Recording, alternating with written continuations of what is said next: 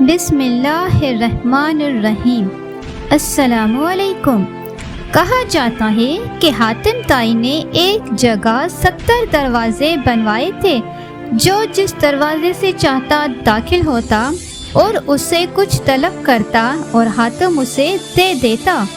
جب حاتم طائی کا انتقال ہوا تو اس کا بھائی اس جگہ پر بیٹھنا چاہتا تھا۔ اس کی ماں نے کہا، تم اپنے بھائی کی جگہ نہیں لے سکتے، خود کو بیکار میں پریشان کر رہے ہو۔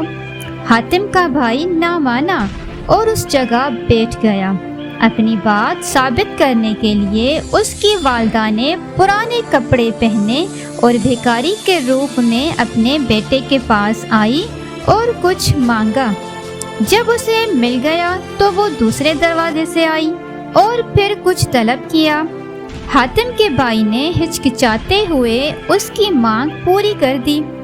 اس بار اس کی ماں تیسرے دروازے سے آئی اور کچھ دینے کے لیے کہا تو حاتم کے بھائی نے غصے سے کہا، تم پر کون سی مصیبت آن پڑی ہے کہ ایک بار ملنے پر خوش کیوں نہیں ہو جاتی؟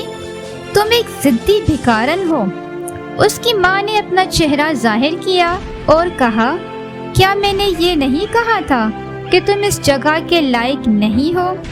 میں نے تمہارے بھائی سے دن میں 70 بار اسی طرح مانگا اور اس نے ایک بار بھی مجھے انکار نہیں کیا تھا۔ ہر شخص کے پاس کسی صفت میں اپنا ایک مقام ہوتا ہے، کوئی دوسرا اس مقام تک نہیں پہنچ سکتا۔